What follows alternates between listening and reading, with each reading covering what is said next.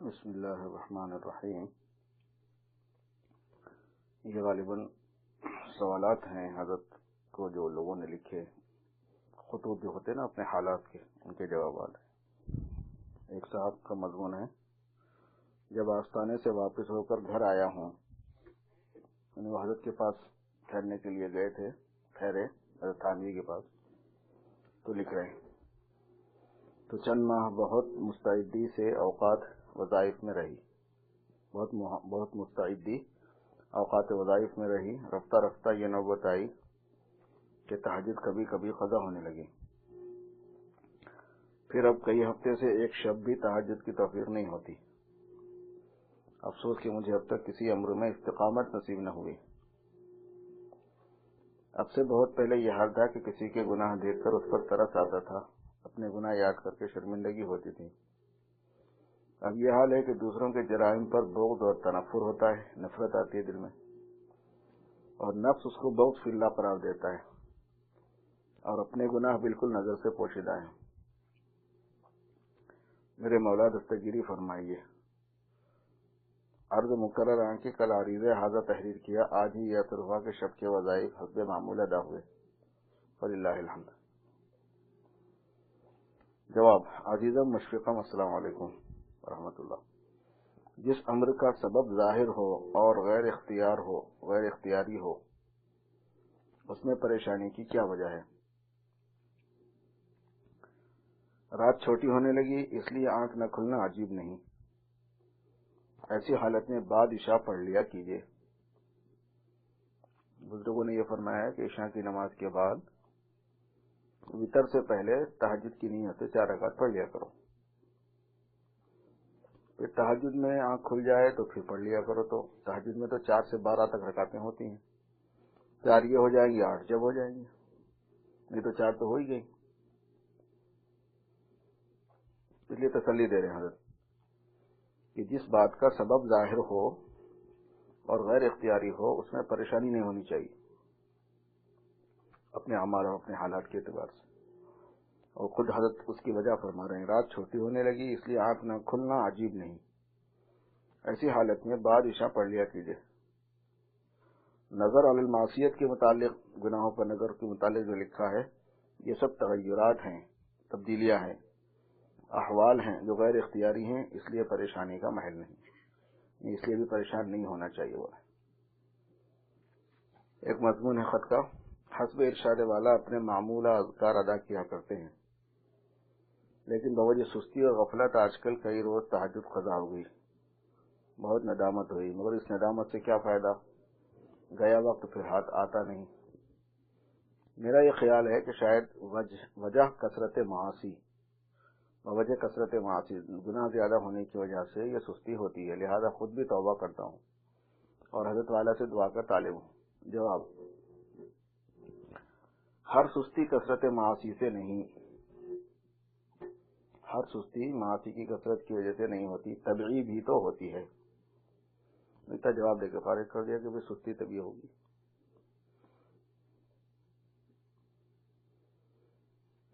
ایک ہوتی ہے سستی عقیدے کی کمزوری سے، یہ منافقین کی صفت ہے، وَلَا يَأْتُونَ الصَّلَاةَ إِلَّا وَهُمْ كُسَالَىٰ، وہ نماز نہیں پڑھتے مگر سستی سے۔ ایک سستی ہوتی ہے طبیعت کی سستی سے، کہ طبیعت تھک گئی ہے، بہت زیادہ تکان ہو گئی ہے، یا اچھی نہیں ہے، بخار آ رہا ہے، وہ معاف ہوتی ہے۔ اور ایک سستی جو ہے وہ اعمال میں برائی کی کثرت کی وجہ سے نحوست میں ہوتی ہے، اعمال کی نحوست، بدعملی کی نحوست سے ہوتی ہے، اس میں استغفار کرنا چاہیے۔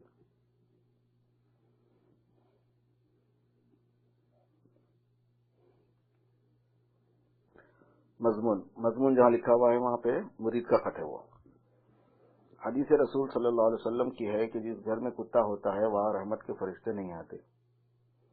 اگر کوئی شخص مجبوراً اپنی جان اور مال کی حفاظت کی غرض سے کتا پالے تو آیا اس کا گھر رحمت کے فرشتوں کے نزول سے محروم رہے گا یا کیا؟ اور آیا کچھ امراض اس قسم کے ہیں کہ جن کو متعدی کہا جا سکتا ہے؟ جواب: السلام علیکم. اکثر علماء کا یہ قول ہے کہ فرشتہ رحمت کا تو پھر بھی گھر میں نہ آئے گا اگر حفاظت کی وجہ سے کتا پالا تو، لیکن اس مجبوری کی صورت میں گناہ سے محفوظ رہے گا. اگر ضرورت سے کوئی آدمی کتا رکھے گا تو گناہ تو اس کو نہ ہوگا، لیکن رحمت کا فرشتہ پھر بھی نہیں آئے گا. واللہ عالم. اور امراض کے متعدی ہونے میں اختلاف کثیر ہے. اکثر محققین اس پر ہیں کہ بعض امراض متعدی ہوتے ہیں، لیکن اس طرح نہیں کہ ان کا تعدیہ ضروری اور لازم ہو کہ تخلفی نہ ہو، یعنی اس کی مخالف نہ ہو سکے، جیسے دیگر اسباب مظنونہ کے. اگر حق تعالیٰ کو منظور ہوا تو تعدیہ ہوا، منظور نہ ہوا تو نہ ہوا. جو بیماریاں متعدی ہوتے ہیں اس میں اسلام کا دیا ہوا عقیدہ یہ ہے کہ یہ مطلب نہیں ہے اس کا کہ اس کے خلاف ہو ہی نہیں سکتا. اللہ تعالیٰ کا حکم ہوا تو اس کے خلاف بھی ہو سکتا ہے. بعض آدمی کا چڑھا لکھتا نا، وہ بھی خط ایسا ویسا بھی سامنے ہے. مولانا صاحب السلام علیکم. افسوس کی ایک عرض آپ نے قبول نہ فرمائی.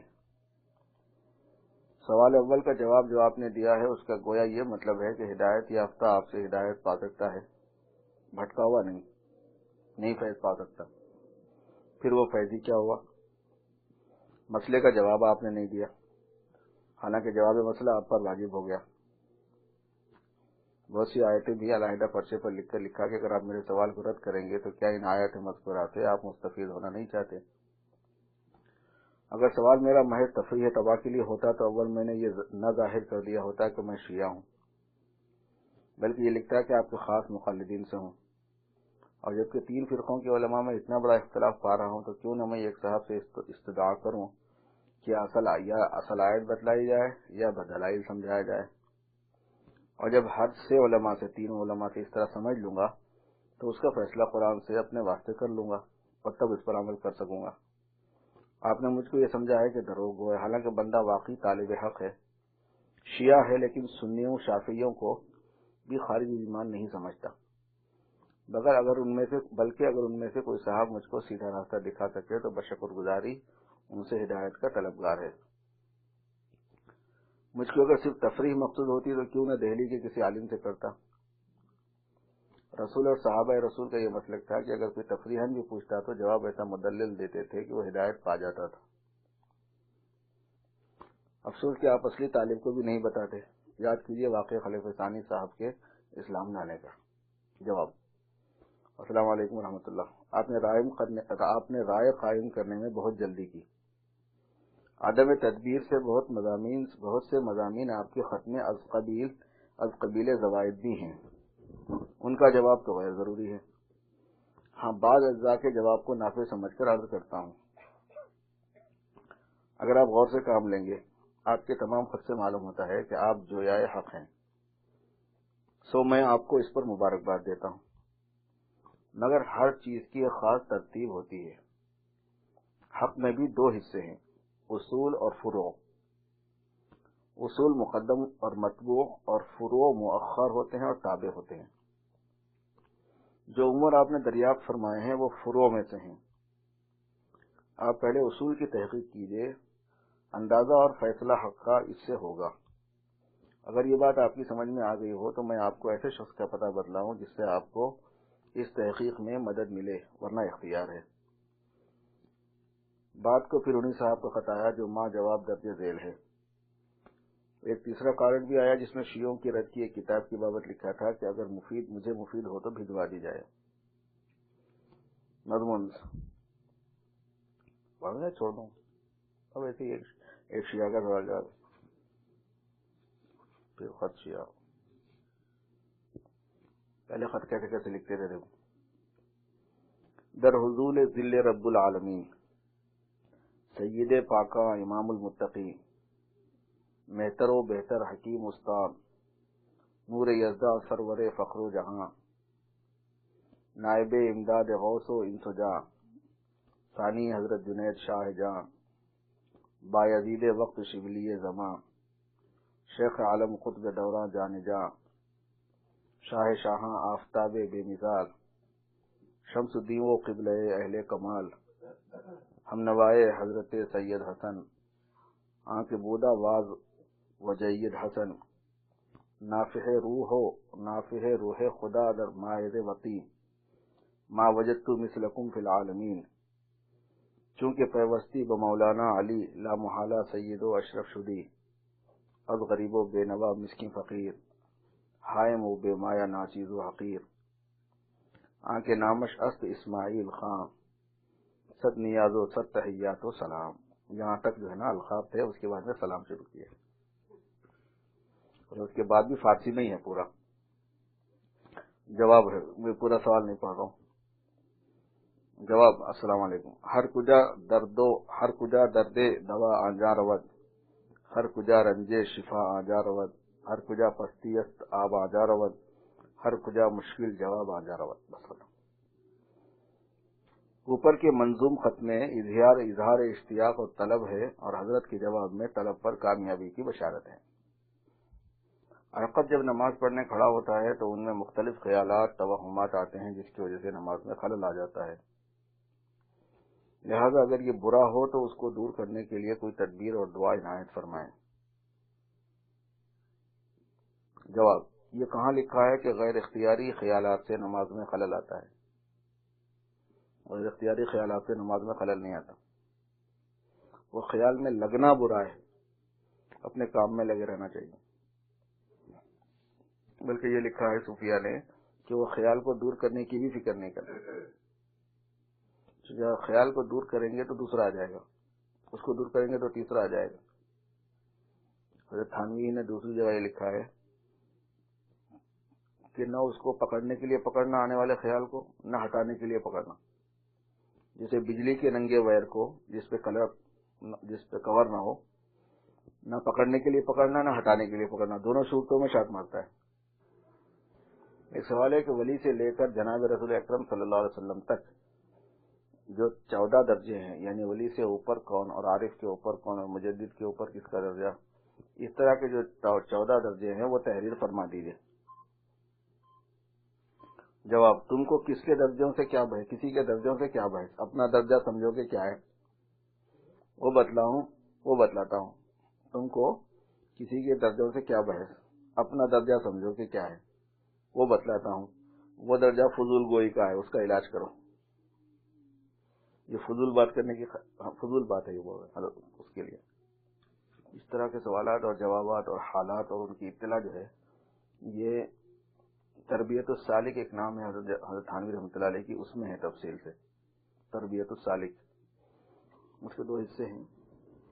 سالکین کی تربیت میں حضرت سالکین جو احوال لکھ کے دیتے تھے، حضرت ان کا جواب دیا کرتے تھے۔ فن تصوف سے مناسبت کے واسطے وہ بہت اچھی کتاب ہے، لیکن اجازت سے پڑھنا چاہیے، بغیر اجازت کے نہیں، کیونکہ وہ شروع میں ہی پڑھنے کی نہیں ہوتی، اس میں آدمی ہر چیز اپنے اوپر سمجھنے لگتا ہے یا خود ہی کرنے لگتا ہے، وہ دونوں چیزیں غلط ہوتی ہیں۔ یہ مناسبت ہو جائے فن سے تو پھر پڑھنا چاہیے اس کو۔ کفار کے ساتھ امور مذہبی میں شرکت، اس کے بارے میں حضرت والا نے مولانا محمد یعقوب صاحب رحمۃ اللہ علیہ سے نقل کیا کہ غدر سے پہلے کی بات ہے کہ ایک رئیس پٹھان نے بمقام جلال آباد ضلع مظفر نگر شوالہ بنتے وقت ہندوؤں کی طرفداری کی تھی۔ دھرم شالہ ہوتا نا ان کا، مذہب کی جگہ۔ وہ رئیس بیمار ہوا۔ ایک حکیم صاحب تھانہ بون کے رہنے والے مولوی غلام حسین صاحب جو اہل قلب بھی تھے، ایک مریض کو دیکھنے کے لیے جلال آباد آئے۔ اس رئیس کے تیمارداروں نے بھی حکیم صاحب کو بلایا۔ انہوں نے نبض وغیرہ دیکھ کر کہا بچنے کی امید نہیں۔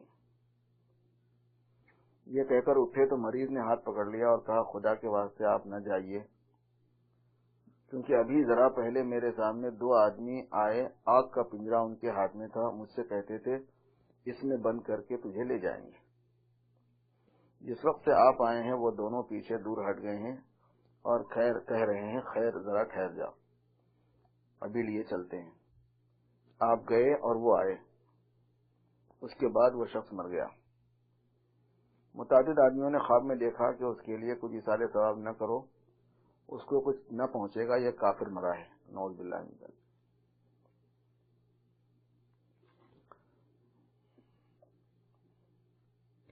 کافروں کے مذہبی رسوم میں اور مذہبی معاملات میں شرکت اتنی منحوس چیز ہوتی ہے، بعض لوگ چرچ بنانے کے لیے پیسے دے دیتے ہیں، کافروں کی مشنری میں پیسے دے دیتے ہیں، مسلمان ہیں، ان سے بھی دوستی رہے، ان سے بھی دوستی رہے. تو گویا بندہ کفر کے ساتھ میں راضی ہو رہا ہے، کفر والے کام کے ساتھ، اور کفر والے کام کے ساتھ راضی ہونا کفر ہی ہوتا ہے. ابھی ہم گئے تھے جہاں پہ جماعت میں، وہاں پہ ایک صاحب سے ملاقات ہوئی. ایک صاحب نے بلایا کہ یہ صاحب ہیں اور ان کی عادت ہے کہ یہ سب کچھ چندہ دیتے، مسجد والوں کو بھی دیتے ہیں، مندر والوں کو بھی دیتے ہیں.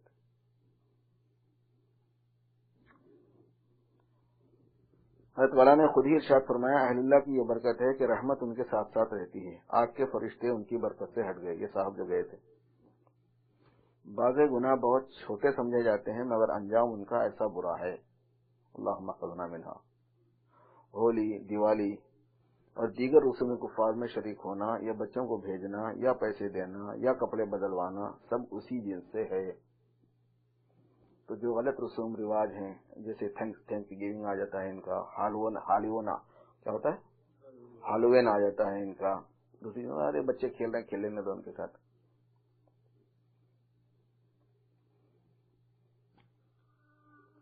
تھانوی ہی کے آواز میں ایک جگہ ایک واقعہ یہ لکھا ہے کہ ہولی کے دن تھے. ہولی ایک عید ہوتی ہے غیر مسلموں کی، اس میں وہ لوگ رنگ ڈالتے ہیں ایک دوسرے پر.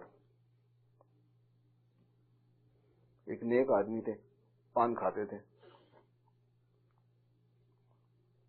ایک گدھا جا رہا تھا، مذاق میں انہوں نے یہ کیا کہ آج تجھ پہ کسی نے رنگ نہیں ڈالا، یہ لے میں ڈالتا ہوں، بلکہ اس پہ کلی کر دی، پان کی پیک ڈال دی اس کے اوپر اپنا اللہ. جب ان کا انتقال ہوا تو کسی نے ان کو خواب میں دیکھا، تمہارے ساتھ کیا معاملہ ہوا؟ تو کہنے لگے کہ گدھے کے اوپر رنگ ڈالنے میں پکڑا گیا ہوں،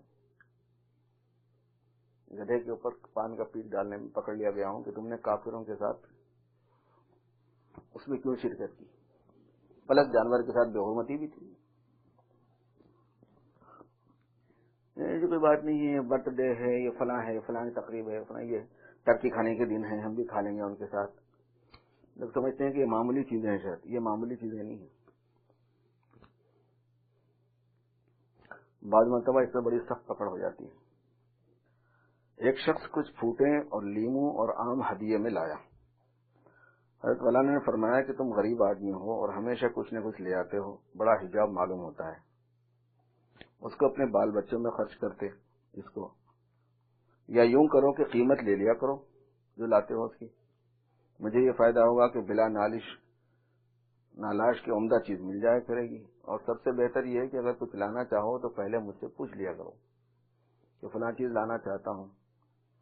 جونپور کی ایک صاحب کا برتاؤ مجھے بہت پسند آیا کہ صاحب خانہ نے مجھ سے پوچھ لیا کہ کیا کھانا زیادہ مرغوب ہے، مرچ کتنی ہو، گھی کتنا ہو، وقت کیا ہو، یہ سب ان کو بتا دیا اور جس وقت چاہا کھانا منگا کر کھا لیا. اگر مجھ سے پہلے پوچھ لیا کرو کہ آج فلاں چیز لاویں یا نہ لائیں تو میں اپنے ان قواعد میں غور کر کے جو ہدایہ کے متعلق مقرر کر رکھے ہیں بتا دیا کروں کہ لاؤں یا نہ لاؤں. فوائد: ہر ہدیہ اچھی چیز نہیں، طرفین کے لیے کچھ مفاسد رکھتا ہے، دونوں جانب والوں کے لیے. لینے والے کو احتیاط چاہیے کہ طمع اور حرص اور جبر ابتداءً اور ذلت اور حق پوشی امتحان نہ ہو. لینے والے کو چاہیے کہ طمع سے نہ لے، حرص سے نہ لے، اور شروع میں جبر سے نہ لے، اور ذلت نہ ہو لینے کے بعد، اور حق پوشی نہ ہو کسی کی، میں اس کا تو ہدیہ کھا لیا اب بات چھپا رہے. خلاف توکل نہیں، ورنہ مال سخت ہے، اسی کے لیے حضرت والا نے چند قواعد مقرر کر رکھے ہیں. مثلا اس شخص کی ایک دن کی آمدنی سے زیادہ قیمت کا نہ ہو، اور ہمیشہ نہ ہو، مداومت کے ساتھ نہ ہو کہ جب آئیں ہدیہ ضرور لائیں، کہ آنے والے کی صورت دیکھتے ہی خیال ہو کہ کچھ لایا ہوگا. بعض لوگوں نے کچھ ماہوار مقرر کرنا چاہا تو منظور نہیں فرمایا، کیونکہ دل کو انتظار رہے گا کہ اب مہینہ ختم ہوگا تو رقم آئے گی.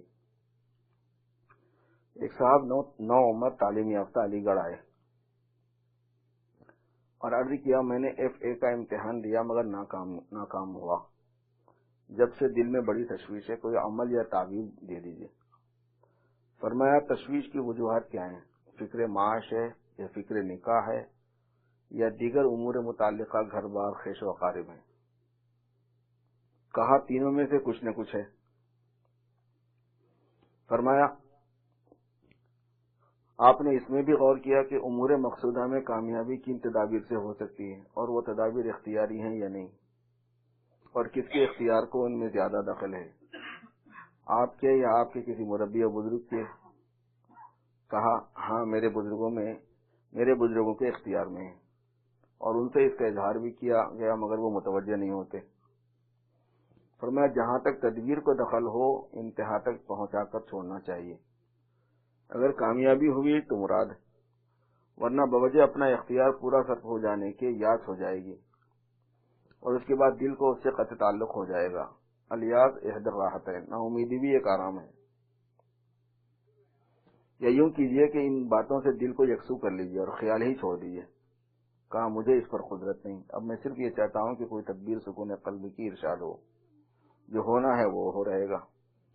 فرمایا امراض کی تدبیریں دو طرح کی ہوتی ہیں، ایک وہ کہ جس طرف سائل کا میلان خاطر ہو وہی، یا اس کے مشابہ کوئی تدبیر بتائی جائے چاہے واقع میں مفید نہ ہو، اس کو لوگ بہت پسند کرتے ہیں، اور بوجہ رغبت طبیعت کے اعتقاد بڑھ جاتا ہے، اور کبھی اتفاقاً نفع بھی ہو جاتا ہے، مگر میں اس کو ٹال بتانا سمجھتا ہوں۔ دوسری وہ تدابیر جو واقعی مفید ہوں، چاہے پوچھنے والے کی طبیعت کے خلاف ہوں یا موافق۔ علاج حقیقی یہی ہے، اور میں بھی بتانا چاہتا ہوں، سمجھ لیجیے کہ تعویذ اور وظیفہ آپ کے لیے پہلی قسم کی تدبیر میں داخل ہے۔ تشویش قلب کا علاج مفید اور مجرب علاج یہ ہے کہ صالحین اور اولیاء کے تذکرے دیکھا کیجیے۔ تشویش قلب کا مفید علاج اور مجرب علاج یہ ہے کہ صالحین، نیک لوگوں کے، متقی لوگوں کے اور اولیاء کے تذکرے دیکھا کیجیے، جیسے مقاصد الصالحین، تذکرۃ الاولیاء وغیرہ۔ ان میں یہ خاصیت ہے کہ دل میں قوت حاصل ہو جاتی ہے اور ثبات اور استقلال بڑھ جاتا ہے۔ کچھ تو اس وجہ سے کہ جب انسان اپنے ہم جنسوں کے حالات میں احوال پڑھتا ہے تو انہوں نے ایسے ایسے مجاہدے کیے ہیں تو پڑھنے والے کو بھی ہمت ہوتی ہے، اور کچھ مقبولان خدا کے ذکر اور احوال میں بالخاصہ بھی اثر ہے۔ دوسرا علاج یہ ہے کہ خدا کے نام کا کچھ ورد کیجیے التزام کے ساتھ، درود شریف پڑھا کیجیے، کم از کم 100 بار روزانہ صحیح، اس سے انشاءاللہ تعالی ضرور نفع ہوگا۔ اور تیسرا علاج یہ ہے کہ دعا کیجیے تعالیٰ سے اپنے مقاصد میں کامیابی کی یا رفع پریشانی کی، اس طرح کے حتی الامکان حضور قلب اور عاجزی کے ساتھ مانگے کہ یا اللہ میرا یہ کام کر دے، اور ایک ایک مضمون کو 3 بار کہے، کام ہو یا نہ ہو۔ دعا کو سکون قلب میں عجیب تاثیر ہے، دعا سے دل میں سکون ہوتا ہے۔ اسی مجلس میں ذکر ہوا کہ اصلی چیز اصلاح کے لیے صحبت ہے، ایک لوگوں کے ساتھ رہنا۔ علم چاہے نہ ہو مگر صحبت ہو، یعنی اگر آدمی کے پاس 2 چانس ہوں کہ وہ علم حاصل کرنے کے لیے جائے، کسی بزرگ کی خدمت میں جائے، تو اس کو بزرگ کی خدمت میں جانا چاہیے۔ میں کہتا ہوں کہ علم بھی بلا صحبت کے بیکار ہے، بغیر نیک لوگوں کے ساتھ رہے ہوئے کے علم میں نورانیت نہیں آتی، وہ بھی بیکار ہوتا ہے۔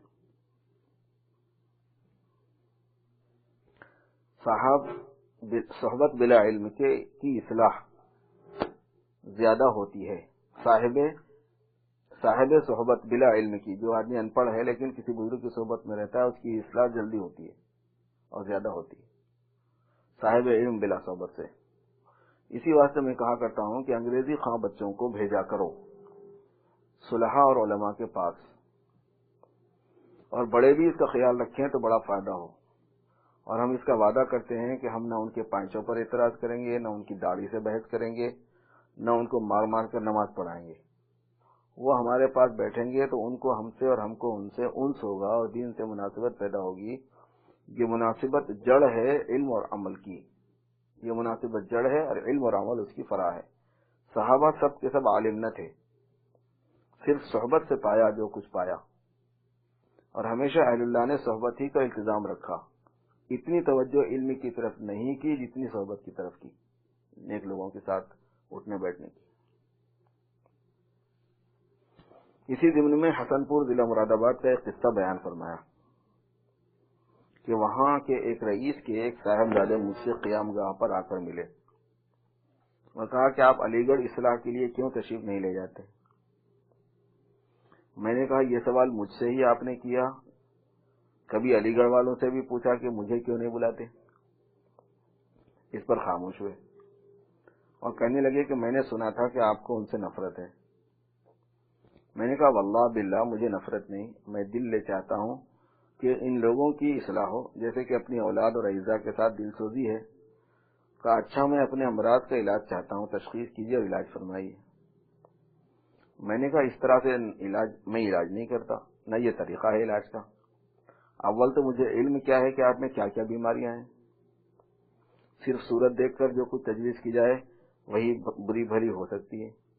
اول تو تجویز ناتمام رہے گی، پھر مجمع عام میں وہ عیوب ظاہر کیے جائیں گے، اس سے آپ کو دل آزاری ہوگی، اور ایسے علاج کا اثر معلوم جس سے طبیعت کی نفرت ہو۔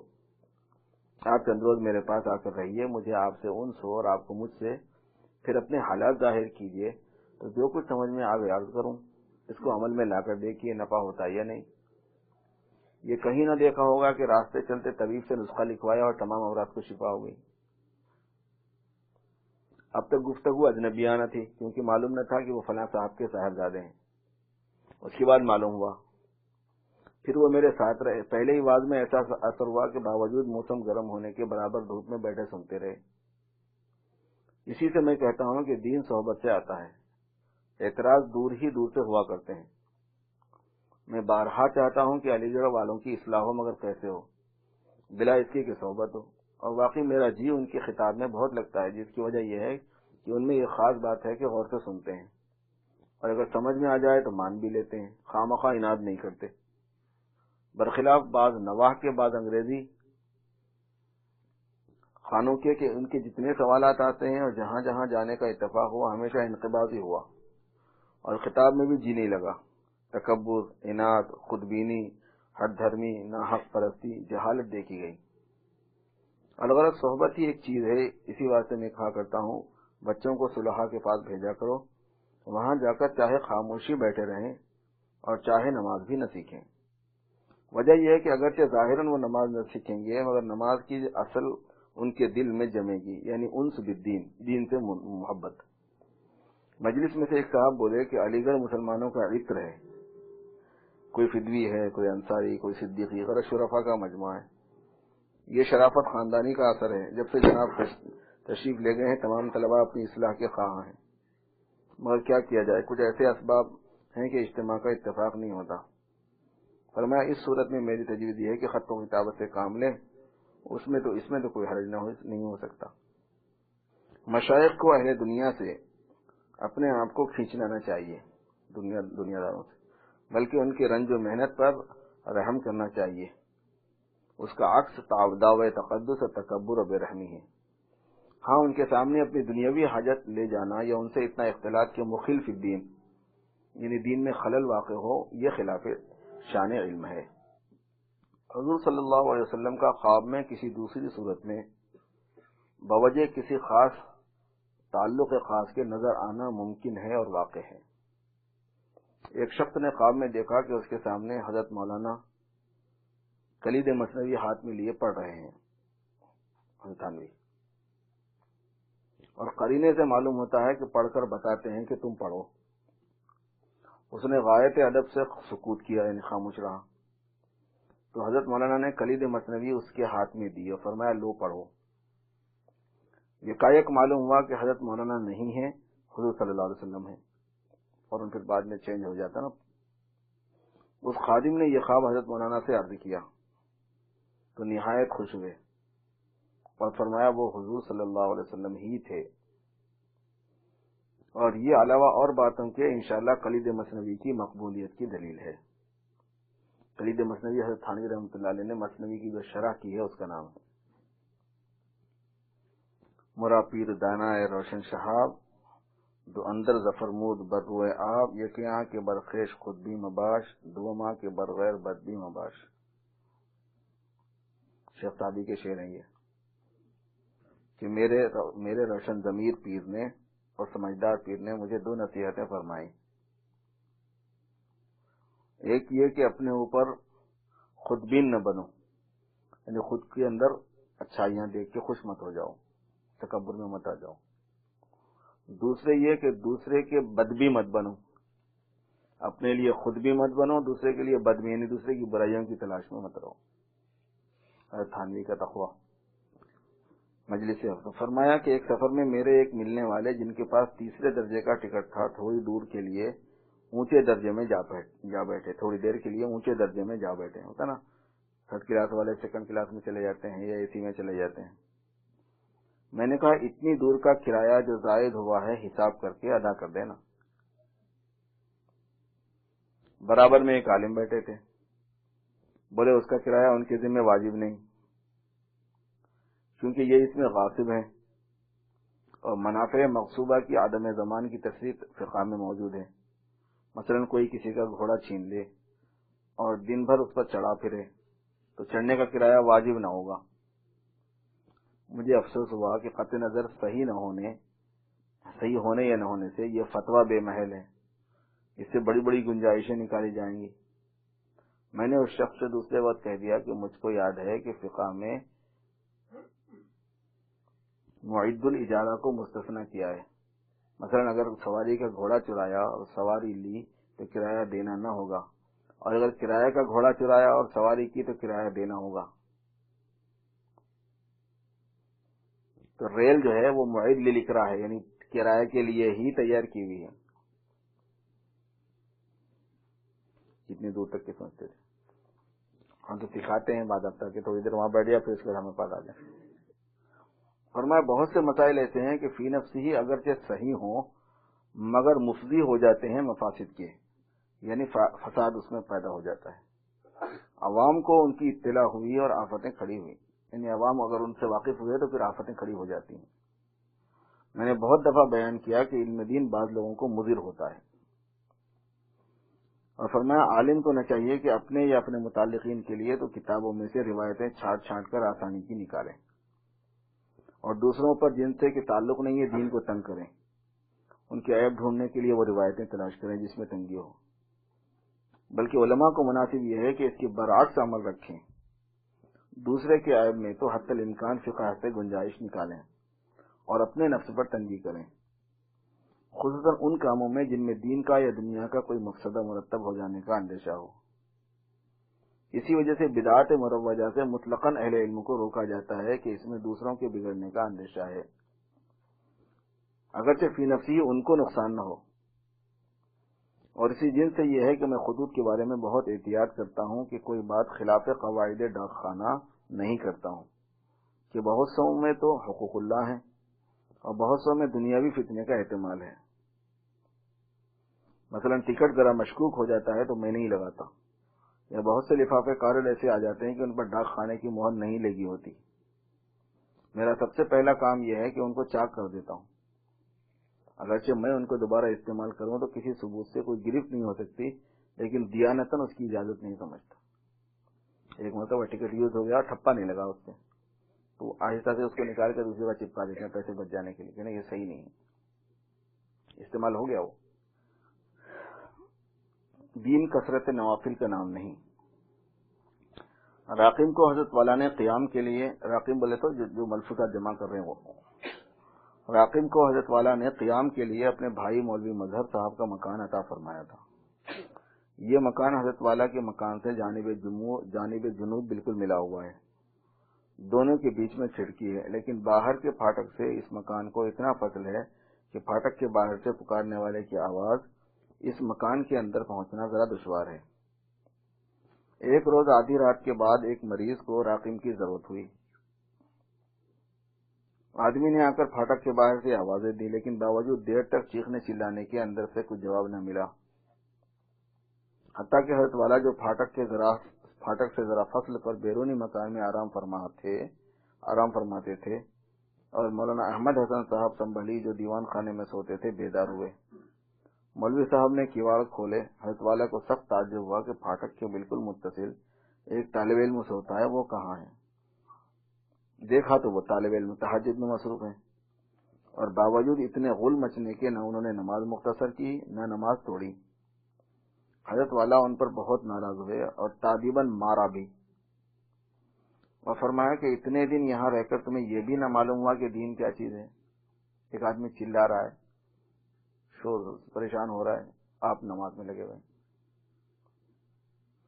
دین کثرت نوافل یا لمبی لمبی رکعتوں کا نام نہیں ہے، دین اور ہی چیز ہے. پھر حضرت والا کو اس سے رنج ہوا کہ ایک نماز پڑھنے والے کو مارا، گویا نہیں عن الصلاۃ کسی صورت پیدا ہو گئی. بعد نماز فجر ان طالب علم کو بلایا اور فرمایا میں نے اس وقت بحالت غصہ جو کچھ کہا سنا وہ اگرچہ تمہارے نفع کے لیے تھا مگر بعد میں مجھ کو شرمندگی ہوئی، اللہ کے واسطے معاف کر دو یا بدلہ لے لو. طالب علم نے حضرت والا کے پاؤں پکڑ لی اور عرض کیا حضرت نے کیا زیادتی کی، میرا قصور تھا، میں تو گھر بار اسی کے واسطے چھوڑے پڑا ہوں، اگر تعدیب اور تنبیہ نہ ہوگی تو میرے عیب کیسے نکلیں گے. فرمایا بھائی عاقبت کے واسطے نہ رکھو، وہاں کے بدلے کا تحمل نہیں، آخرت کے لیے مت رکھو. عرض کیا کہ کچھ خیال نہ فرمائے، میں تو اس کو اپنا فخر سمجھتا ہوں. فرمایا یاد رکھو کہ دین کثرت نوافل کا نام نہیں ہے. تم کو یہ چاہیے تھا کہ جب پکارنے والے نے پکارا تھا تو سبحان اللہ زور سے کہہ دیتے یا قرات زور سے کرنے لگتے تاکہ اس کو معلوم ہو جاتا کہ دروازے میں کوئی موجود ہے، وہ پریشان نہ ہوتا اور پکارے نہ چلا جاتا. آس پاس کے لوگ بھی پریشانی سے بچ جاتے. محلہ بھر جاگ اٹھا کہ خدا جانے کوئی مر گیا یا کنویں میں گر گیا یا چور گھس گئے، یہ کاہے کا غول ہے، یہ سب بھی پریشانی سے بچ جاتے. تو عرض کیا میں نے سورہ والفجر شروع کر دی تھی، جب تک وہ ختم ہوئی یہ تمام غل مچ گیا. فرمایا سبحان، یہ اور بڑھ کر ہوئی. آپ کی تو قرات ہوئی اور مریض اور تمام محلے کی پریشانی ہوئی. چاہیے تھا کہ بقدر ضرورت قرات کر کے نماز ختم کرتے اور فوراً دروازہ کھولتے. مریض مضطر ہوتا ہے یعنی بے چین ہوتا ہے اور دیر کرنے میں اس کی ایذا ہے. اور حدیث میں ہے المسلم من سلم المسلمون من لسانہ و یدہ، مسلمان وہ ہے جس کے ہاتھ اور زبان سے دیگر مسلمان محفوظ رہیں. جس کام سے مسلمان کو ایذا ہو وہ دین نہیں ہے، جس فعل سے مسلمان کو تکلیف پہنچے وہ دین نہیں ہے بلکہ ترک دین ہے. بعض موقعوں پر نماز کا قطع کر دینا اور توڑ دینا واجب ہو جاتا ہے، جیسے تمہارے سامنے کوئی کنویں میں گرا جاتا ہو اور تم نماز میں ہو تو واجب ہے کہ نماز توڑ کر اس کو بچاؤ، اور نہ کرو گے تو نماز کا ثواب نہیں ہوگا بلکہ گناہ ہوگا. اس کے بعد فرمایا آج سے تم دروازے پر نہ سویا کرو، میں نہیں چاہتا کہ پھر ایسی ایذا میرے ہاتھ سے تم کو پہنچے. حضرت تھانوی رحمۃ اللہ علیہ کے پاس اس حصے پہ بہت ہی زور دیا جاتا تھا اور فرماتے تھے کہ لوگوں نے اس حصے کو دین سے خارج ہی کر دیا کہ ان سے دوسروں کو تکلیف پہنچتی ہے کہ نہیں پہنچتی. ایسے ہر کام سے اور ایسے ہر عمل سے اور ایسی ہر حرکت سے اپنے آپ کو بچانا چاہیے جس سے تکلیف پہنچے دوسرے کو. ہر کوئی اپنی جگہ پر ہو. سنتوں کے بعد میں فرض نماز کے بعد بعض لوگ جو ہے وہی نماز شروع کر دیتے ہیں نفل. اب یہ نہیں دیکھتے کہ یہاں پہ اور کوئی دوسری مصروفیت ہے کیا نہیں ہے. مثلا جمعہ کا دن ہے، سوال جواب ہوتے ہیں، لوگوں کو پتا ہے، اب کھڑے ہوئے نماز پڑھ رہے ہیں وہیں پہ، اب سارے لوگ انتظار میں ہیں. یا تبلیغ کا مرکز ہے، تبلیغ والوں کا کوئی پروگرام ہے، بیان شروع ہونے والا ہے، اب اپنی ان کے اوابین چل رہے ہیں. اگر پڑھنا ہی ہے تو آدمی دوسری جگہ پڑھیں. یا یہ کہ نفل نماز شروع کر دی اور وقت بالکل نہیں دیا سامنے والے کو نکلنے کا، اب وہ بیٹھا ہوا ہے کہ آپ نکلیں، آپ کی نماز ختم ہو تو وہ نکلے، بار بار پلٹ کے دیکھ رہا کہ سلام پھیرا نہیں پھیرا، سلام پھیرا نہیں پھیرا، اور وہ اور لمبی کیا جا رہا اس کو.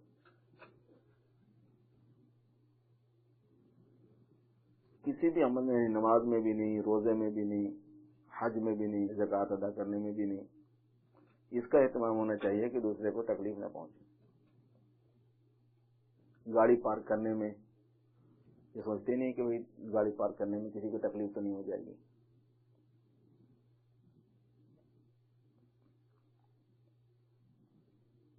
فون کی گھنٹی اسی لیے منع کی جاتی ہے کہ فون بند کرو کیونکہ دوسرے لوگوں کو ڈسٹرب ہوتا ہے. وہ بعض لوگوں کو فکر ہی نہیں ہوتی، بج رہا بج رہا بج رہا بج رہا.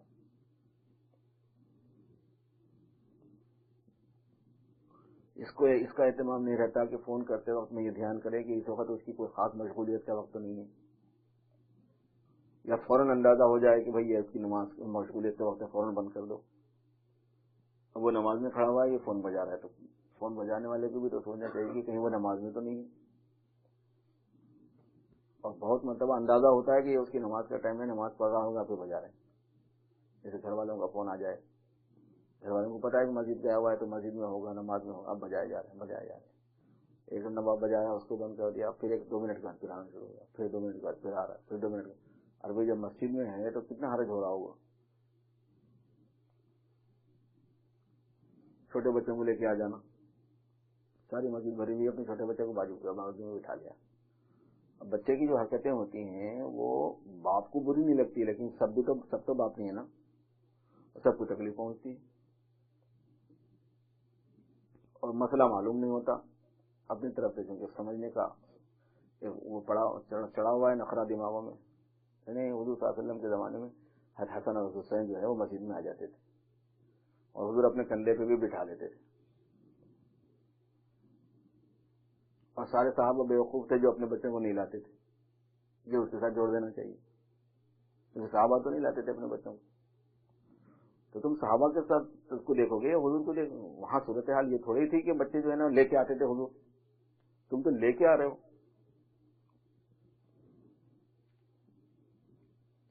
وہ تو خود آ جاتے تھے، پھر وہ نانا ابا کے پاس آئے ہوئے ہوتے تھے، نانا ابا کا کمرہ لگا ہوا تھا مسجد کو، وہ خود ہی آ جاتے تھے. وہ چھوٹے تھے اور پھر سارے صحابہ بھی ان کو جان سے پیارے تھے، اور صحابہ بھی تو ان کو پسند کرتے تھے.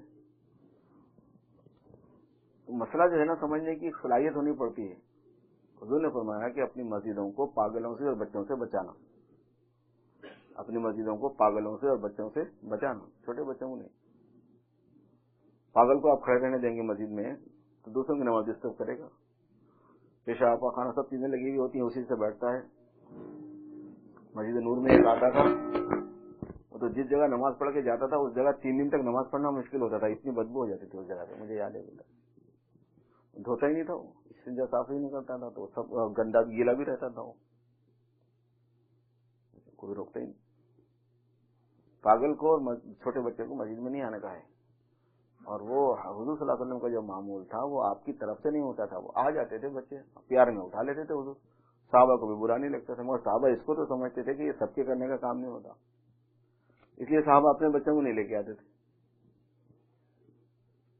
پھر دوسرے حضور صلی اللہ علیہ وسلم کا عمل اور حضور صلی اللہ علیہ وسلم کا قول اگر ایک جگہ ہو جائے تو قول قانون ہوتا ہے، عمل مستثنا ہوتا ہے. یہ بات ذہن میں رکھنے کی ہے. آپ صلی اللہ علیہ وسلم کا کوئی عمل ہے اور آپ کا کوئی ارشاد ہے، تو علماء نے فرمایا کہ حضور کا جو ارشاد ہے وہ امت کے لیے، اور حضور کا جو عمل ہے وہ آپ کے ساتھ خاص ہے، خصوصیت رکھتا ہے. وہ قول اور عمل میں جب ٹکراؤ ہو تو اس کی توجہ یہ ہوتی ہے. استنجا خانے میں، طہارت خانوں میں، فلش کرنے میں، استنجا کر کے اٹھ کے آ جانے میں، پورا اوپر گیلا ویسے ہی ہے، اوپر اٹھ کے آ گیا، بعد میں جانے والا پوچھے، پورا کہاں سے پوچھ کے پھر بیٹھے، نہیں تو پھر وہ کرتے پہ بیٹھے، اور یہ بھی پتہ نہیں چلتا کہ وہ پاک ہے کہ نہ پاک ہے، کیونکہ پیچھے والے نے احتیاط کی نہیں کی. ایک عجیب چکر ہے.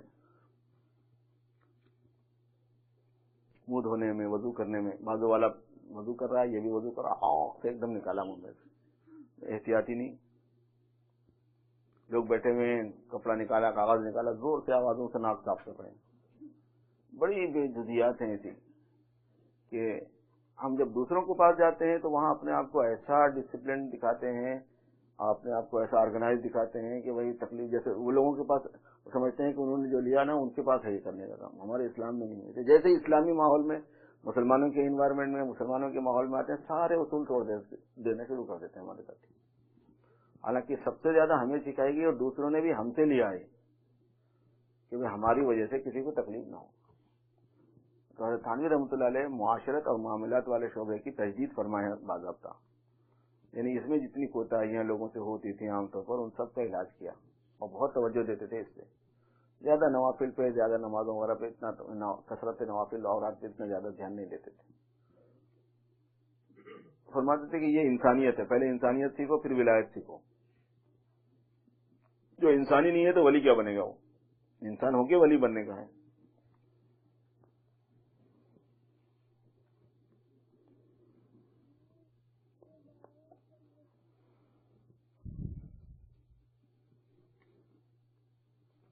جتنے دین کے اجزاء ہیں سب کی تکمیل سے اور باہم حفظ مراتب سے دین کی تکمیل ہو سکتی ہے.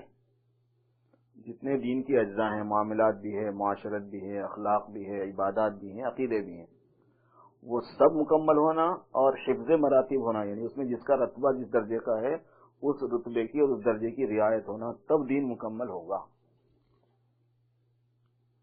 اپنے آپ کو مکمل مسلمان بنانے کا مطلب یہ ہوتا ہے کہ سب چیزوں میں محنت کرے، سب چیزوں میں کام کرے، سب شعبوں میں دین کے. اگر ایک جز ہو اور ایک نہ ہو تو ایسا ہوگا جیسے کسی کے ایک پاؤں ہو اور ایک نہ ہو، یا ایک جز میں اس کے رتبے سے زیادہ غلو ہوا تو ایسا ہوگا جیسے کسی کا ایک پاؤں بہت موٹا اور ایک پتلا ہو، جیسے پیل کے مرض والے کا ہوتا ہے. پیل پا ایک مرض ہوتا ہے جس میں ایک پاؤں بہت موٹا ہو جاتا ہے. یہ ایسا اصول ہے کہ ذرّی اصول کہا جا سکتا ہے. اکثر بدعات اسی کی طرف راجع ہوتے ہیں.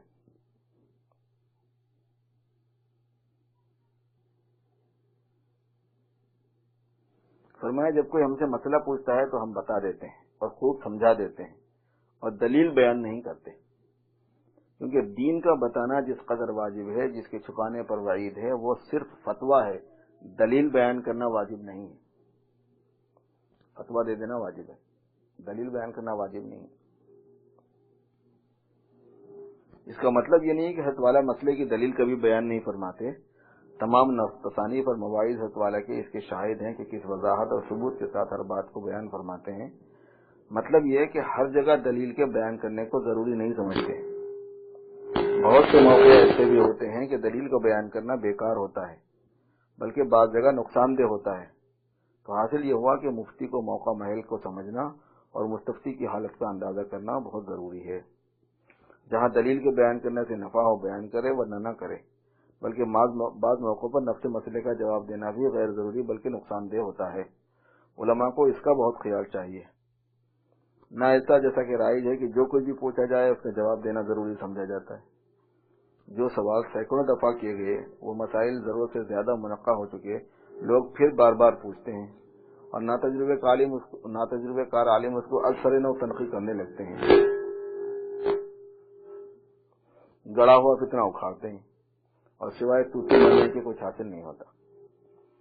طالب کو اپنی طرف سے کوئی مدت مقرر نہیں کرنا چاہیے. کسی سے بیعت ہو کے اتنے دن میں میرا کام ہو جائے، یہ نہیں ہوتا ہے. مردہ بدت سے زندہ ہو کر حاضر ہو جانا چاہیے. تھوڑی مدت میں کام بنا دینا اگرچہ حق تعالیٰ کی قدرت میں ہے، مگر پھر بھی طالب کا کام یہی ہے کہ اپنے آپ کو دو انگلیوں کے درمیان سمجھائیں، جب چاہیں جو چاہیں کریں. بیان فرمایا اصلاح رسم طعام میت کے سلسلے میں کہ اب تھانہ بھون میں موت میں جہاں کہیں عورتیں جاتی ہیں وہاں نہ کھانا کھاتی ہیں نہ پان. اتنی اصلاح اس طرح ہوئی ہے کہ ایک بی بی کے یہاں موت ہوئی. ایک عورت نے بیان کیا کہ میں اس کے گھر گئی تھی، وہ بی بی رو رہی تھی کہ اگر 8 آنے کہیں سے مل جائیں تو پان تمباکو کا کام تو چل جائے، باقی کفن دفن تو کہیں سے ہو ہی جائے گا. مجھے خبر ملی، میرا دل بہت دکھا اور میں نے گھر میں کہا کہ تم کہیں شادی غمی میں جاتی تو نہیں ہو، مگر اس موقع پر ثواب کماؤ، اس تقریب میں جاؤ اور اس پان کی رسم کو اٹھاؤ، ادھر میں واز کہوں. چنانچہ میں نے واز کہا اور انہوں نے جا کر پاندان پر قبضہ کر لیا اور کسی کو پان کھانے نہیں دیا. جہاں موت ہوتی تھی وہاں پہ جو ہے نا گھر والوں کے ذمہ پان کا خرچہ، وہاں جا کے سب پان کھاتے تھے اس کے پاس. پھر یہ معمول ہو گیا کہ جہاں موت ہوئی اور وہ پہنچی، بیویاں ان کی بات مانتی بہت ہیں. جہاں پاندان اپنے قبضے میں انہوں نے کر لیا، پھر کسی کی ہمت نہ ہوئی کہ پان مانگے، حتیٰ کہ یہ رسم چھوٹ گئی. آج جو کچھ عورتیں میری سوکیلی والدہ کے انتقال کی خبر سن کر آئی ہیں، نہ ہمارے یہاں پان کھائیں نہ کھانا، ذرا دیر بیٹھیں گی اور چلی جائیں گی. ہمارے یہاں حیدرآباد میں، ہندوستان میں رواج ہے، شاید پاکستان میں بھی یہی ہے کہ جب کسی کے گھر میں موت ہوتی ہے تو جتنے لوگ آئے ہیں سب کھانا کھاتے ہیں وہاں پہ. اب اس کے واسطے یہ ہے کہ پھر دوسرے لوگوں کو فکر بھی ہوتی ہے، تھوڑا تو اس نے لا لیا، تھوڑا اس نے لا لیا، تھوڑا اس نے لا لیا. مگر بعض مرتبہ اتنے زیادہ لوگ ہوتے ہیں کہ لایا ہوا کھانا بس نہیں ہوتا، تھوڑا ہی ہوتا ہے. تو پھر بیچارے گھر والوں کو جو ہے نا 2 فکریں ہو جاتی ہیں، ایک تو میت اٹھانے کی اور دوسرے جو لوگ آئے ہیں ان کو کھانا کھلانے کی، بالکل غلط رسم ہے، طریقہ بالکل غلط ہے ایسا. کھانا تو آدمی نہ کھائے، ہاں گھر والوں کو چونکہ صدمہ ہے، وہ پکانے کی پوزیشن میں نہیں ہے تو کھانا پہنچا دے، لیکن خود کھانا کھائے بھی وہاں پر یہ نہیں ہونا چاہیے. بلکہ دفن کرنے کے بعد واپس آتے ہیں کہ بھائی کھانا کھائے بغیر کیسے جائیں گے وہاں سے، چلو گھر کو جانا ہے. اب وہ بیچارہ پتلا سالن بنا کے، کھٹا بنا کے، زیادہ سے زیادہ چاول ابال کے جتنے لوگ ہیں وہ کھا لے کم از کم. وہ ایک نئی مصیبت ہو جاتی ہے. رسوم میں مصیبت ہے، اتنی رسمیں پڑی ہوئی ہیں، سب میں مصیبت ہے.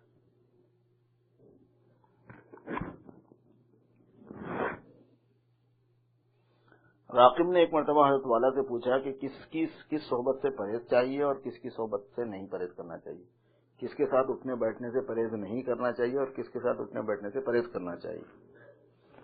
فرمایا ضابطہ یہ ہے کہ انسان میں تاثیر اور تاثر کا مادہ بالطبع رکھا ہوا ہے، اثر کرنے کا بھی دوسرے پر اور دوسرے کا اثر لینے کا بھی. تاثر کہتے ہیں اثر لینے کو اور تاثیر کہتے ہیں اثر کرنے کو دوسرے پر. انسان میں تاثیر اور تاثر کا مادہ بالطبع رکھا ہوا ہے. جو غالب ہوتا ہے وہ مؤثر، جو مغلوب ہوتا ہے وہ متاثر ہوتا ہے. دو آدمی ملے، ان میں کون غالب ہے؟ وہ مؤثر ہوگا، دوسرے پر وہ اثر ڈالے گا. جو مغلوب ہے وہ اثر کو قبول کر لے گا. اپنے مذاق کے خلاف والے سے صحبت ہونے میں 3 صورتیں ہو سکتی ہیں. وہ غالب ہوگا یا مغلوب یا دونوں برابر. جب وہ مغلوب ہو تب تو اس کی صحبت سے کچھ بھی حرج نہیں، اگر غالب ہو تو کسی طرح درست نہیں، اور دونوں برابر ہوں تو اجتناب بہتر ہے، بچنا بہتر ہے. اور اس غالبیت اور مغلوبیت کے اسباب بے شمار ہیں، ان کا احصاء نہیں ہو سکتا، ان کو شمار نہیں کر سکتا. علامت اس کی یہ ہے کہ جو دوسرے کے سامنے اپنے عادات اور معمولات دینی یا دنیاوی میں محجوب ہوتا ہے اور بے دھڑک پورے نہیں کر سکتا تو وہ مغلوب ہے. مغلوب ہونے کی علامت کیا ہے؟ کہ اپنے دینی یا دنیاوی معاملات میں وہ محجوب ہوتا ہے، حجاب میں آتا ہے، ہیزیٹیٹ ہوتا ہے اور بے دھڑک پورا نہیں کر سکتا تو وہ مغلوب ہے. اور جو پورے کر سکتا ہے وہ غالب ہے. اس کے وجوہات خواہ امارت ہو یا قوت نفس ہو یا کبر سنی ہو یا حکومت ہو یا کثرت مجمع ہو یا زیادتی علم ہو وغیرہ وغیرہ. یہ ایسا اصول ہے جس سے سمجھدار آدمی ہر جگہ کام لے سکتا ہے. سفر سے جن محققین نے منع کیا ہے اس کی بنا بھی اسی پر ہے کہ سفر موجب مغلوبیت ہے، اور اگر کسی کے لیے موجب مغلوبیت نہ ہو تو کچھ حرج نہیں. اس اصول سے کفار کے مناظروں کے مجمع میں جانے، کفار کی کتابیں دیکھنے کا حل بھی نکل آیا. جو مغلوب ہو اس کو جائز نہیں، جو ہم پلہ ہو اس کو بہتر نہیں، جو غالب ہو اس کے لیے جائز ہے. غلبے کے اسباب حاصل کرنا جاننے سے پہلے ضروری ہے. اور آج کل جتنے یہ جو غیر ہیں، کیونکہ ان کی حکومت ہمارے اوپر عرصے دراز تک رہی ہوئی ہے، گوروں کی، برٹش کی، امریکنوں کی، تو ذہنی طور پر جو ہے ہم مغلوب ہیں. ہم میں سے اکثر لوگ ذہنی طور پر ان سے مغلوب ہیں، کیونکہ حاکم کا ایک رعب ہوتا ہے، ایک غلبہ ہوتا ہے طبیعت کے اوپر، کیونکہ یہ حاکم رہے ہیں اپنے انڈیا، پاکستان، بنگلہ دیش، سری لنکا، سب پہ، تو ایک قسم کی مغلوبیت پائی جاتی ہے، تاثر پایا جاتا ہے. اس لیے جو ہے ان کی صحبت سے اپنے کو بچنا ضروری ہوتا ہے. ہم اپنے مذہب کے ہونے بولنے کے باوجود بہت سی چیزوں پہ میں ان سے مغلوب ہو کے اس کو پسند کرتے ہیں. اسی لیے جس کے پاس 4 پیسے آئے سب سے پہلے وہ ان کی نقل کرنے جاتا ہے.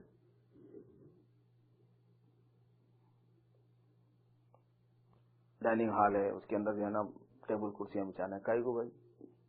آپ کے بابا دادا تو اس ٹائپ کے تھے نہیں. وہ نقل کرنے کی، غلامی کا تاثر، گھر کو سجانے میں، گھر بنانے میں، گھر کے اسٹائل میں، لباس کے اسٹائل میں، اتنی چیزوں میں مسلمان جو ہے نا اسی ذہنی غلامی کے زیر اثر ہے ابھی بھی.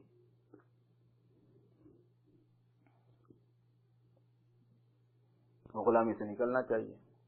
تو صحبت سے تو بہت بچنا چاہیے. ایسے لوگوں کے بعد اپنے بیٹھنے سے اور دوستیاں کرنے سے اور آنے جانے سے اور ساتھ رہنے سے بہت اجتناب ضروری ہے، ورنہ تاثر ہو جاتا ہے. اصول بتا دیا، آپ غالب ہیں یا آپ مغلوب ہیں یا آپ برابر ہیں. آپ کا اثر ان پر آپ ڈالنے کے موقف میں ہیں تو ٹھیک ہے، ان کا اثر لیتے ہیں تو ٹھیک نہیں. شادی میں بھی یہی اصول ہے. اہل کتاب سے شادی کی جو اجازت تھی مسلمان غالب تھا، اہل کتاب مغلوب تھے. اور اس زمانے میں بھی جب مسلمان غالب تھا، اہل کتاب مغلوب تھے، جہاں مغلوبیت کا گمان ہوتا تھا وہاں شریعت نے اجازت نہیں دی. اور وہ یہ کہ مسلمان کی بچی کو اہل کتاب سے شادی کی اجازت نہیں دی اس زمانے میں بھی. کیوں؟ بچی تو دوسرے کے گھر جا کے مغلوب ہوتی ہے، لڑکی دوسرے کے گھر مغلوب ہوتی ہے. اس لیے شروع سے اسلام نے لڑکی کو جائز ہی نہیں رکھا کہ وہ شادی کرے اہل کتاب سے. لڑکے کو جائز تھا کہ وہ اہل کتاب کی لڑکی سے شادی کر لے، کیونکہ لڑکا غالب ہوتا تھا اور اسلام غالب تھا. اسلام میں ایک فخر، ایک رعب تھا، اثر تھا. اسلام مسلمانوں کے عمل کو دوسرے لوگ ایسے ہی لیتے تھے جیسے ان حکمرانوں کے عمل کو اس زمانے میں لوگ لیتے ہیں، اس سے بھی زیادہ بڑے پیمانے پر لیتے تھے.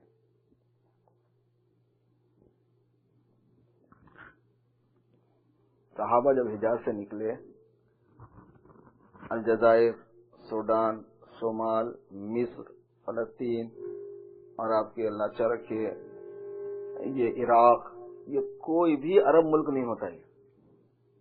نہ ان کی زبان عربی تھی، نہ ان کا کھانا پینا عربی تھا، نہ ان کا لباس عربی تھا. صحابہ کرام جب گئے وہاں پر انہوں نے دین پیش کیا تو اپنے معاملے میں اتنے مضبوط تھے صحابہ کہ انہوں نے ان کو ان کی قوم پر رہتے ہوئے مذہب میں نہیں رنگا، قوم ہی بدل دی. آج عرب ہی شمار ہوتے ہیں وہ سارے، اور ہم یہاں کے عربی کا خطبہ چھوڑ کے انگریزی میں، عربوں کے عربی کا لباس چھوڑ کے انگریزوں کے لباس میں، عربوں کا کھانا اپنا کھانا پینا چھوڑ کے ان کے طور پر کھانا پینا. ہم چینج ہو جانے والی صلاحیت رکھتے ہیں، وہ لوگ چینج کرنے والی صلاحیت رکھتے تھے. اس لیے اس زمانے میں اہل کتاب سے شادی جائز نہیں ہے، مرد کے لیے بھی عورت سے جائز نہیں ہے. مرد مسلمان ہو اور عورت اہل کتاب ہو، شادی جائز نہیں ہے، کیونکہ ڈومینیشن اس کا ہے، تمہارا نہیں ہے. کسی کے گوری ہاتھ میں آ جائے تو وہ کیسا اس کے پیچھے پیچھے پھرتا رہتا ہے، ڈور کھول رہا ہے اس کے واسطے، جی میم بیٹھی ہے. آپ مغلوب ہیں، آپ خادم بنے ہوئے ہیں، تو پھر آپ کہاں حق پہنچتا ہے شادی کرنے کا اس سے. بچے غیر یقینی طریقے پر غیر مسلم ہوتے ہیں، چاہے کتنا ہی بڑا شیخ ہو، بچے اس کے غیر مسلم ہیں، کیونکہ یہاں کا قانون ہی ہے کہ عورت کے تابع ہیں بچے. تو اپنے ارادے سے، اپنے نطفے سے کافر اولاد پیدا کرنا کہاں شریعت اجازت دے دے گی. اور پھر یہاں کا تو رواج ہے کہ 2 بچوں کے بعد میں طلاق لے لو، اس کے بعد خود مزے کرتے پھرو اور بچوں کے نام پر پیسے کھاتے رہو، اور طلاق لے کے آدھی دولت لوٹ لو. آدمی پھر طلاق بھی نہیں دے سکتا، وہ ایک مصیبت میں آیا ہوا ہوتا ہے. نہیں تو وہ زبردستی سپریشن لے لیتی ہے، وہ ایک نئی مصیبت ڈال دیتی ہے. فتویٰ دینے میں بہت سی چیزیں ہوتی ہیں ایسی، اس وجہ سے کتاب قرآن شریف میں تم یہ مولوی لوگ جو ہے نا قرآن کے خلاف فتویٰ دیتے ہیں، مولوی سمجھتے ہیں قرآن پاک کو، حدیث سے تمہارے کیا سمجھ میں آئے گا بھائی. وصول اللہ کا مختصر طریقہ فرما، میں نے بہت دفعہ طلباء سے اور عام طور سے لوگوں سے کہا کہ 2 باتوں پر پکے ہو جاؤ، میں ذمہ لیتا ہوں وصول اللہ کا، اللہ تک پہنچنے کا. ایک، گناہوں سے بچو، جو چیز گناہ معلوم ہو جائے اس کو چھوڑ دو.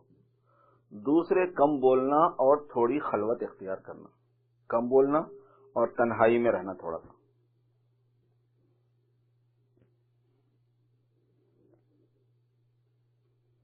اسی جلسے میں فرمایا کہ زبان اور نظر کی حفاظت غایت درجے اہم ہے، زبان کی حفاظت اور نظر کی. ایسا بہت واقع ہوا ہے کہ ایک شیخ عابد، زاہد، ذاکر، شاغل، اہل قلب ہے، سب حالات اس کے اچھے ہیں، صرف ایک نظر میں اس کا دل تباہ ہو گیا. اس کو لوگوں نے ایسا ہلکا سمجھا ہے کہ کسی شمار میں ہی نہیں رکھتے. بہت سے لوگ مقتدا ہو کر اس میں احتیاط نہیں کرتے، بلکہ لوگ ان بے احتیاطیوں کو ان کے لیے کمال سمجھتے ہیں.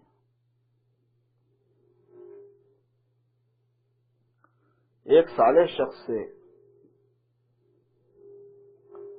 صرف اتنی بات پر مرنے کے بعد بات پوچھ ہوئی کہ ان کے دروازے پر ایک اجنبی مرد عورت رہتے تھے اور دونوں میں آپس میں مزاح ہوا کرتا تھا. ان پر عتاب ہوا کہ تم ان کو روکتے اور اپنے دروازے پر نہ رہنے دیتے، کیوں ایسا ہوتا؟ فرمایا، میں نے بہت دفعہ بعد میں بیان کیا کہ بعض صغیرہ ایسے ہیں کہ فی حد ذاتها تو ہیں صغیرہ، مگر بعض وجوہ سے کبائر سے زیادہ سخت ہوتے ہیں. بعض چھوٹے گناہ ایسے ہیں کہ اپنی ذات میں وہ چھوٹے گناہ ہیں، لیکن بعض اعتبارات سے وہ کبیرہ گناہوں سے بھی بڑے ہوتے ہیں.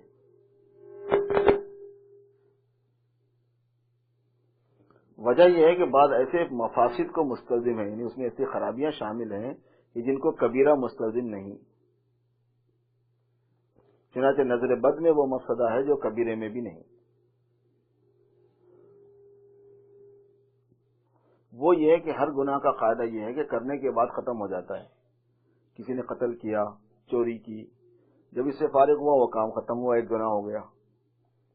اور نظر میں یہ خاصیت ہے کہ جب کی جائے تو ایک اور نظر کو دل چاہتا ہے، پھر ایک اور کو، پھر ایک اور کو، یہ سلسلہ ختم نہیں ہوتا. تو نظر ایک گناہ نہیں بلکہ بہت سے گناہ ہیں. انہی مفاسد کی وجہ سے میں نے مدرسوں میں لڑکوں کے لیے قانون سخت کیے ہیں.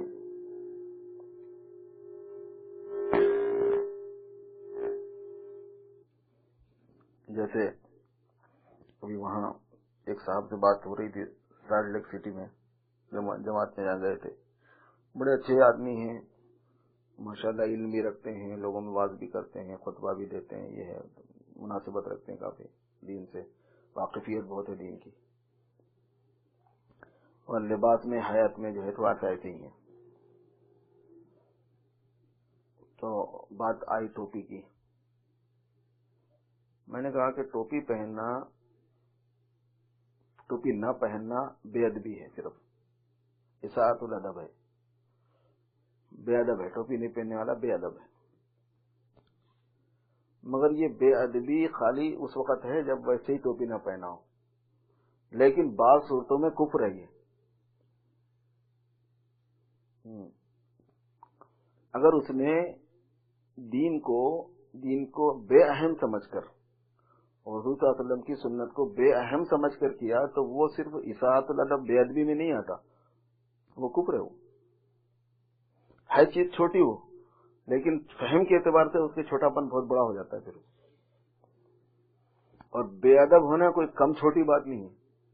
اللہ کے سامنے بے ادب کھڑے ہوئے ہیں تو اگر آپ اللہ ہی کا ادب نہیں کرنا چاہ رہے ہیں تو آپ کیا کرو گے پھر اس کے بعد؟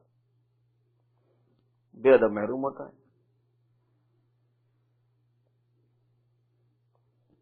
اور عربوں میں اتنی غلط فہمی آ گئی کہ انہوں نے اس کو یہ کہا کہ یہ تو بدعت ہے. کہتے ہیں کہ مسلمانوں نے اس کو ضروری سمجھ لیا اس لیے بدعت ہے. جو چیز ضروری سمجھ لی جائے وہ بدعت ہے. عربوں کی ایک مصیبت یہ ہے کہ ان کو بدعت کیا ہے نہیں معلوم. بدعت و سنت کی فہم نہیں ہے وہاں پہ، بھول گئے بیچارے. آئیے ہمارے پاس ان سے ہی، ان کے بڑوں نے ہی ہمیں سکھایا دین، ہمارے بڑوں کو، ورنہ ہمارے اجمیوں کے پاس دین کہاں سے آتا. مگر آج حالت پلٹ گئی ہے، آج ان کے پاس دین کی فہم تک نہیں ہے تو دین کہاں سے ہوتا. تو آج دین کی فہم اور دین دونوں اجمیوں میں ہے. ہندوستان پاکستان کے جو علماء ہیں، دیندار جو لوگ ہیں، بنگلہ دیش کے، ہندوستان کے، مشرق کے، ان کے پاس دین بھی ہے، دین کی فہم بھی ہے، اور ان کے پاس دین بھی نہیں ہے اور دین کی فہم بھی نہیں ہے بیچاروں کے پاس. بہت قابل رحم حالت ہو گئی ہے.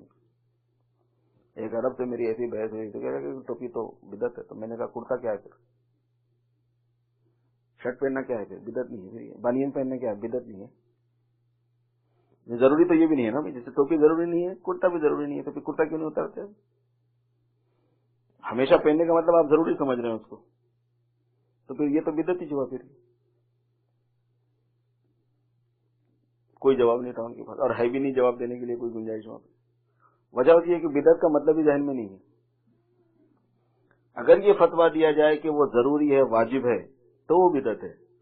اور اگر یہ فتویٰ دیا جائے کہ ادب کی چیز ہے اور ہمیشہ رہنی چاہیے تو یہ بدعت نہیں ہے بلکہ ہمیشہ ہی رہنا چاہیے. طریقہ ہی ہے، جیسے شرٹ ہمیشہ رہتا ہے، جیسے بنیان ہمیشہ رہتی ہے. بعض چیزیں ہوتی مستحب یا مسنون ہے، لیکن عمل کے اعتبار سے وہ مسنون و مستحب نہیں ہو، ہمیشہ ہی رہتی ہوں.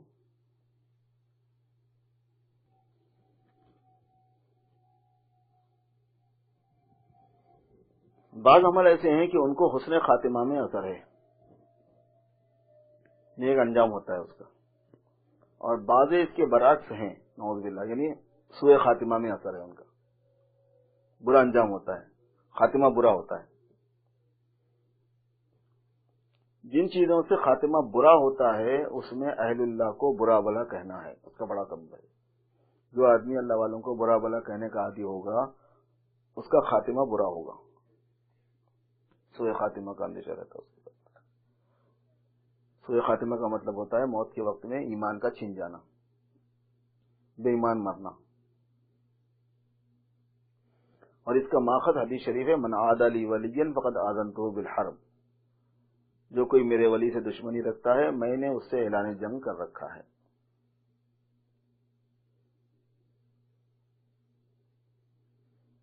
معلوم ہوا کہ مسلمانوں سے کینہ رکھنا پناہ مانگنے کی چیز ہے. سود بھی اسی قبیل سے ہے، برے خاتمے کا سبب ہوتا ہے. فَإِن لَّمْ تَفْعَلُوا فَأْذَنُوا بِحَرْبٍ مِّنَ اللَّهِ وَرَسُولِهِ. اور شکر علی الایمان، ایمان پر شکر ادا کرتے رہنا یہ حسن خاتمے کا سبب ہے. ذکر سے کچھ نظر نہ آنا. ایک ذاکر نے عرض کیا کہ میں ذکر کرتا ہوں مگر کوئی اثر اس کا محسوس نہیں ہوتا. سالکین کو بہت پیش آتا ہے، تو کوئی نور یا کوئی خواب تک بھی نظر نہیں آتا. فرمایا کہ ذکر اس واسطے بتایا ہی نہیں گیا کہ کچھ نظر آئے. ذکر اس واسطے فرمایا کہ کچھ نظر آئے. ذکر سے غرض قرب ہے، اللہ کی نزدیکی ہے.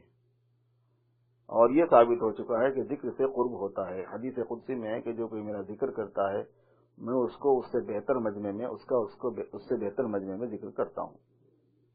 اور قرآن شریف میں ہے فاذکرونی اذکرکم، تم مجھے یاد کرو میں تمہیں یاد کروں گا. پھر یہ کیا تھوڑا نتیجہ ہے کہ آپ کا ذکر وہاں ہوتا ہے؟ لوگوں کو یہ خبت ہے کہ ذکر کا اثر کچھ نظر آنا قرار دیا ہے. ذکر کا محسوس اثر بڑا یہ ہے کہ اس پر دوام ہو. حضرت حاجی صاحب سے کسی نے یہ شکایت کی کہ ذکر کا فائدہ نہیں ہوتا، تو فرمایا کہ یابم اورا یا نہ یابم، جستجوے می کنم، حاصل آیت یا نہ آیت، آرزوئے می کنم. ان کو پاؤں یا نہ پاؤں، تلاش کرنا میرا کام ہے، حاصل ہو یا نہ ہو آرزو کرنا میرا کام ہے. ٹھیک ہے، ذکر دعا کر لیتے ہیں. اللهم صل على سيدنا مولانا محمد وعلى ال سيدنا مولانا محمد وبارك وسلم. ربنا ظلمنا انفسنا وان لم تغفر لنا وترحمنا لنكونن من الخاسرين. ربنا لا تزغ قلوبنا بعد إذ هديتنا وهب لنا من لدنك رحمة إنك أنت الوهاب. اللهم إنك عفو كريم تحب العفو فاعف عنا يا كريم. اللهم آت نفوسنا تقواها وزكها أنت خير من زكاها أنت وليها ومولاها. اللهم جنبنا الفواحش ما ظهر منها وما بطن وبارك لنا في أسماعنا وأبصارنا وقلوبنا وأزواجنا وذرياتنا وتب علينا إنك أنت التواب الرحيم. ربنا هب لنا من أزواجنا وذرياتنا قرة أعين واجعلنا للمتقين إماما. ربنا اغفر لنا ولوالدينا ولأساتذتنا ولمشايخنا ولمن له حق علينا ولمن أوصانا بالدعاء. اللهم اقض حاجاتنا وحاجات من أوصانا بالدعاء. اللهم اشفنا واشف من أوصانا بالدعاء. لا إله إلا أنت سبحانك إني كنت من الظالمين.